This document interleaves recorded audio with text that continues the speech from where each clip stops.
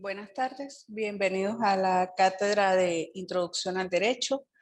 Mi nombre es Yanitza Promoto Chacón, de profesión abogado, magíster cienciaron en Ciencias Jurídicas, egresada de la Universidad Católica del Táchira, diplomada como experto internacional en Derechos Humanos por la ONU y en Metodología de la Investigación por la Universidad Pedagógica Experimental Libertador.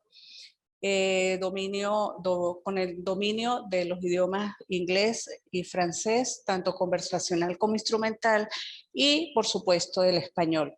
Entre otras actividades profesionales, además del libre ejercicio profesional y algunos cargos públicos en instituciones públicas y en empresas privadas, fui secretaria y juez en el Circuito Judicial Penal del Estado Táchira. Es para mí un honor poder impartir esta materia, que es una de las más importantes en los inicios de su tránsito por el mundo del derecho. Quiero que sepan que he planificado esta materia para ustedes desde la concepción de un diálogo a través del cual los voy a guiar desde lo elemental hacia lo más complejo e intrincado del mundo de los conocimientos jurídicos. Para que este camino no sea escabroso, me voy a permitir ofrecerles los siguientes consejos basados pues en mi propia experiencia, tanto como estudiante, como profesional y como docente. En primer lugar, no pretendan representar los conceptos que se les den tanto en esta materia como en cualquier otra de la carrera con su imaginación, porque una cosa es entender y otra cosa es imaginar. No piensen o no se ilusionen con pensar que con aprenderse de memoria una definición o un párrafo, esto implica que ya entendieron lo que es el derecho o lo que dice esa definición o ese párrafo. Porque entender significa comprender, captar el sentido, la esencia. Para esto es útil que ustedes asistan pues a las clases sincrónicas que se les convoquen y hagan preguntas, participen en discusiones, realicen investigaciones por su propia cuenta, investiguen más allá de lo que yo a través de estas clases y a través de las guías resumen que les facilite puedan conseguir.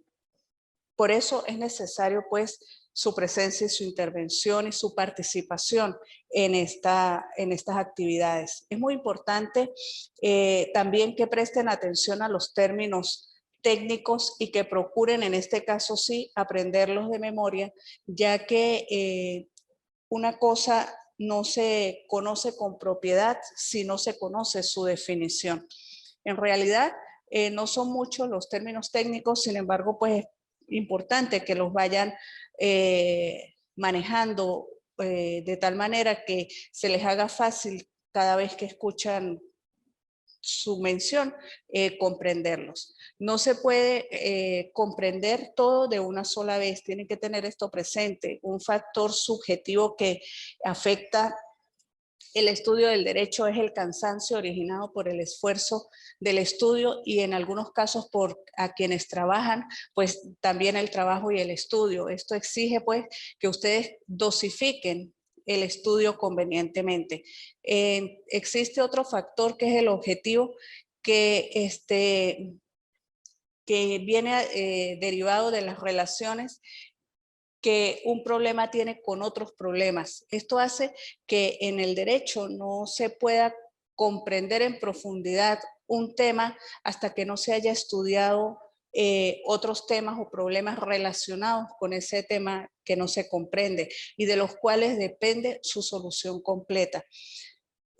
Solamente a base de un estudio constante y tenaz, acompañado por su reflexión personal, se puede adquirir el sentido jurídico. ¿Y qué es el sentido jurídico? El sentido jurídico es la facilidad para interpretar y conocer con propiedad y personalidad los problemas específicos del derecho.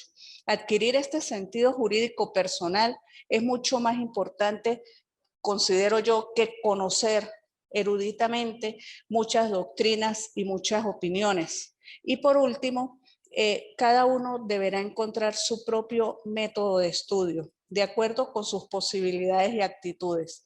Para algunos no pasará de un sencillo subrayado, para otros será necesario o muy útil elaborar sus propios resúmenes, esquemas o cuadros que les permitan repasar rápidamente la materia.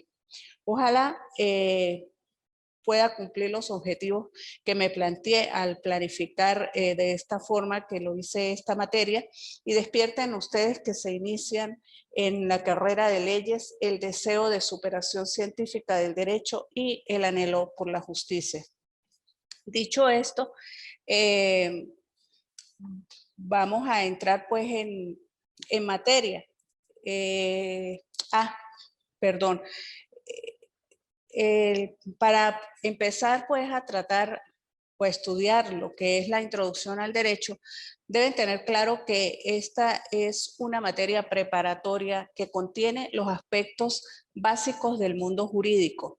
Ciertamente existe cierta dificultad para obtener bibliografía relacionada con la materia, pues la misma es dispersa y se dificulta distinguir sus aspectos esenciales. Sin embargo, cuenta con una importante jerarquía entre las materias que conforman el currículum de la carrera, pues su abarcabilidad del fenómeno jurídico se convierte en una herramienta primordial para el afianzamiento y reconsideración de la vocación profesional. En esta cátedra les impartiré pues conocimientos que constituyen el núcleo primario del conocimiento jurídico. Se encontrarán con un nuevo vocabulario, con nuevas formas de pensamiento y con un mundo de complejidad creciente.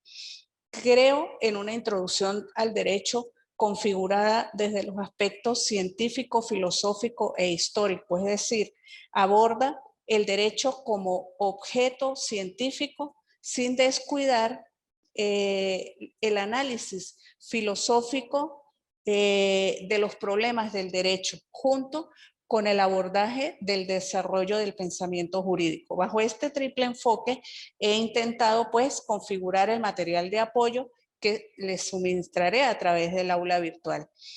Entre los libros recomendados para su estudio e investigación se encuentra Lecciones de Introducción al Derecho del presbítero José María Olazo y el libro Notas de Introducción al Derecho de Manuel Simón Egaña. Espero que los conocimientos que serán impartidos a través de esta cátedra sean de utilidad para todos ustedes que se inician pues en el mundo del derecho.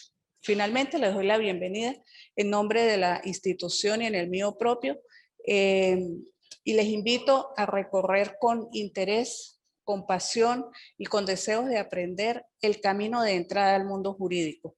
Pues como diría San Jerónimo, como es el principio, así es el final. En cuanto a las evaluaciones, las he establecido de la siguiente manera. La unidad 1 será evaluada a través de un mapa, de un informe que deberán presentar luego de realizar una lectura y de ver una película que les será asignada a través de la plataforma. Asimismo, el informe contendrá pues las respuestas a una serie de preguntas que les haré llegar y también deberán, con base a todo esto, al material que les suministraré, a la película y a la lectura, elaborar un concepto propio de derecho y establecer una línea de tiempo sobre el origen y evolución del derecho.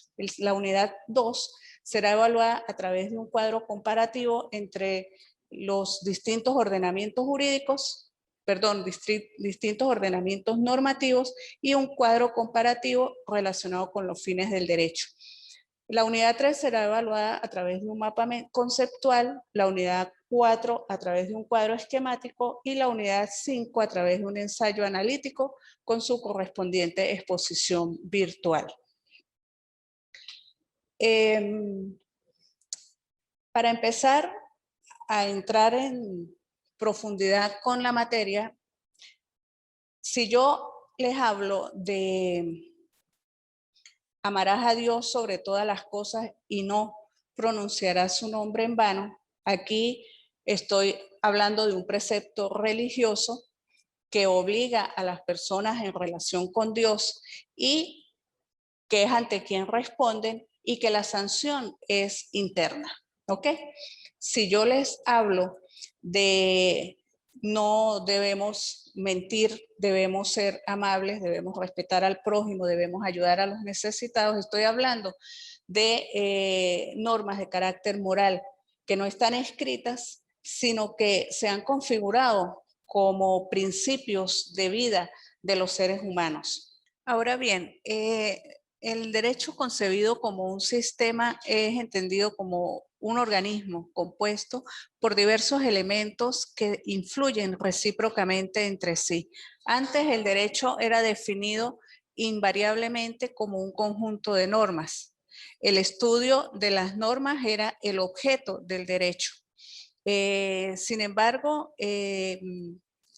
actualmente estamos en presencia de un derecho compuesto por un sistema de normas y un aparato conceptual.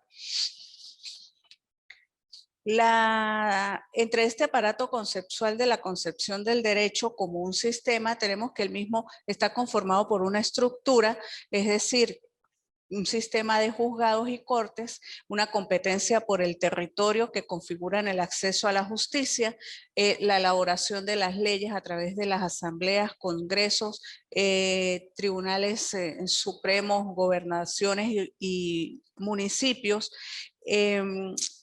una sustancia propia que son las normas jurídicas, bien sea primarias o secundarias, entendiendo primarias las normas sustantivas o materiales como el derecho civil y como secundarias las normas procesales como es el derecho procesal civil o el derecho procesal penal.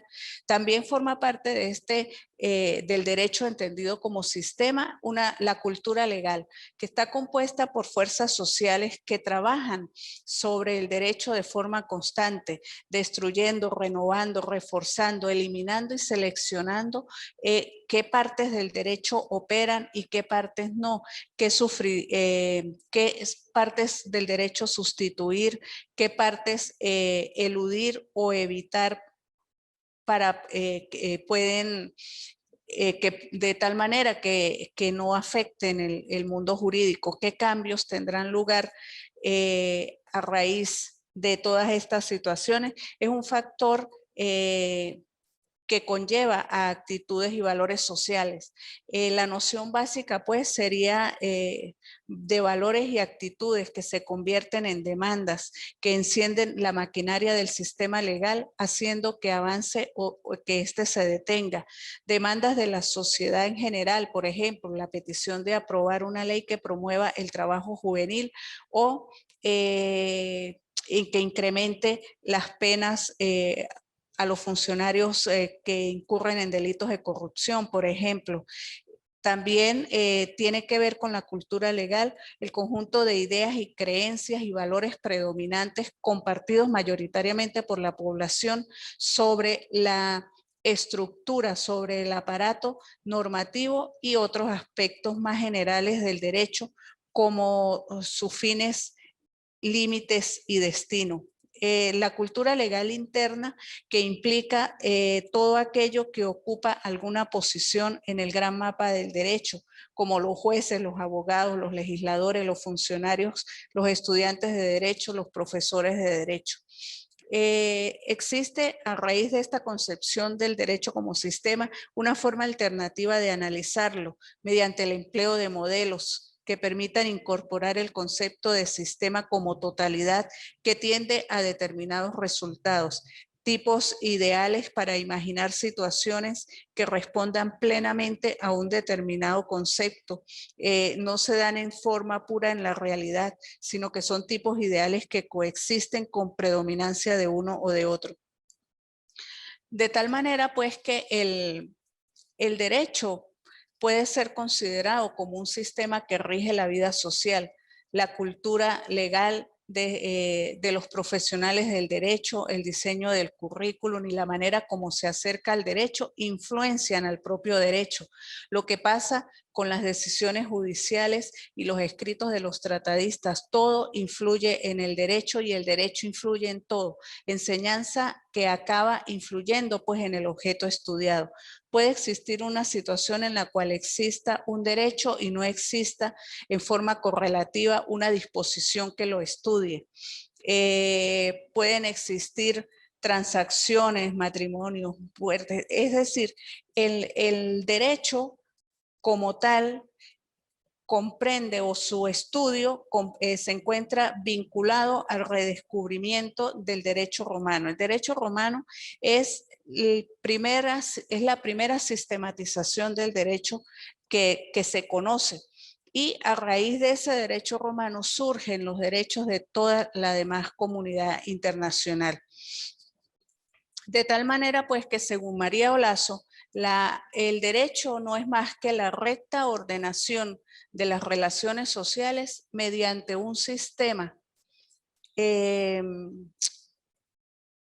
racional de normas de conducta celebradas obligatorias por la autoridad competente, por considerarlas soluciones justas a los problemas surgidos de la realidad histórica. El derecho es una norma social. El hombre, al darse cuenta que no vive solo, sino que se encuentra relacionado con el cosmos, con otros hombres y con los y por los creyentes con Dios o en un ser superior, encuentra que debe o necesita limitar su libertad y lo hace de dos maneras. Respecto del cosmos, somete su actividad a reglas técnicas. Respecto de los demás hombres y de Dios, mediante las normas que rigen su vida. Existen 4 clases de normas que se las ejemplifiqué al inicio de esta disertación, que son los convencionalismos sociales, que no son más que normas del trato social o modos de existir, de vestir, de saludar, de dirigirse a otras personas. Las normas morales, que son acciones que buscan el bien individual de cada persona y que se cumplen espontáneamente sin presión exterior.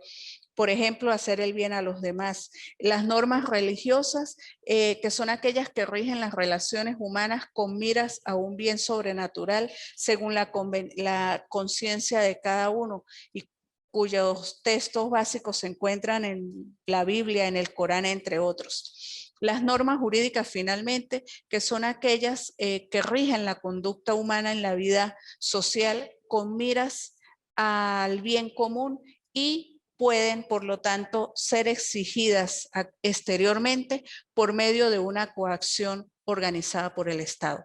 El derecho invade la vida social del hombre desde su nacimiento hasta su muerte, en su actividad diaria, en sus viajes, en sus estudios, en sus negocios. Todo está prescrito o permitido en y por el derecho.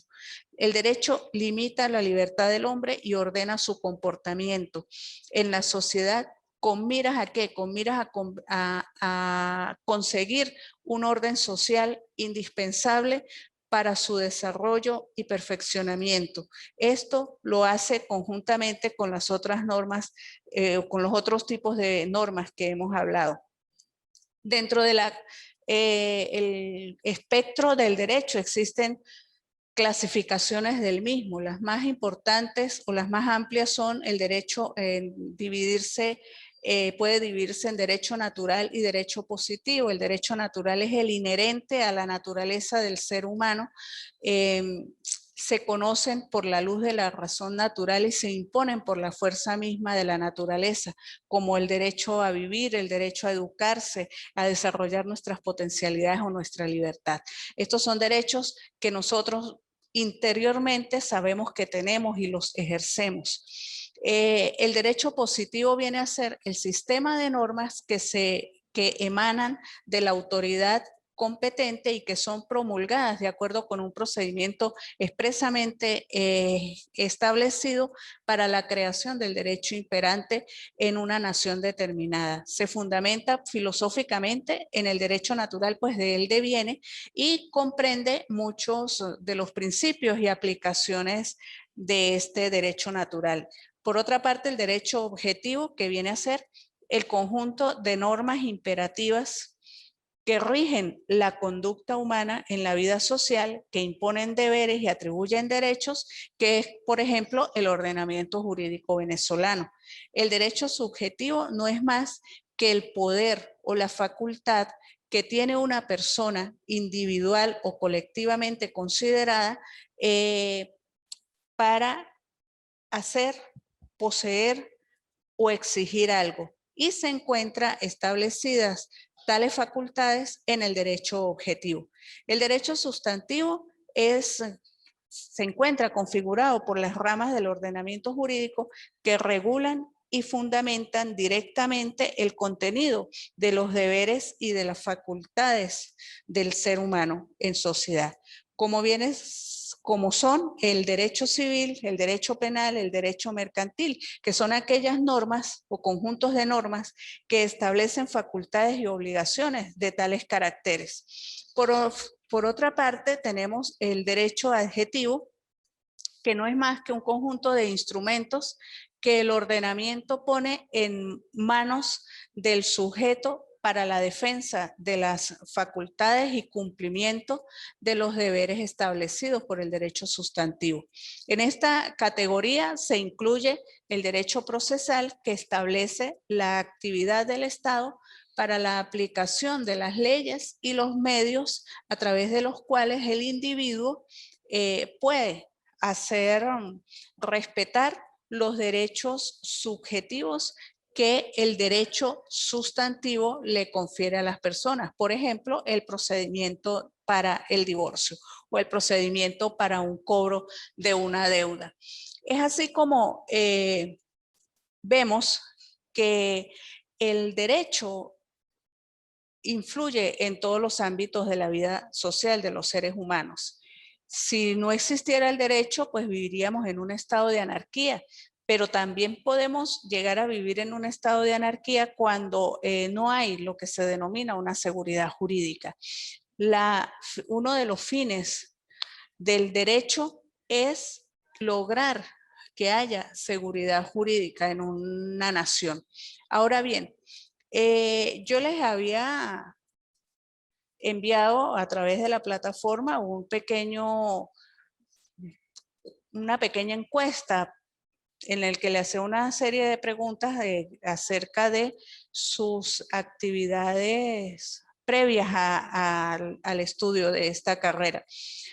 Al respecto, les pregunté, entre otras cosas, qué libros habían leído y qué películas habían visto. La finalidad de esto era determinar si dentro del grupo hay lectores y hay cinéfilos. ¿Por qué razón? Porque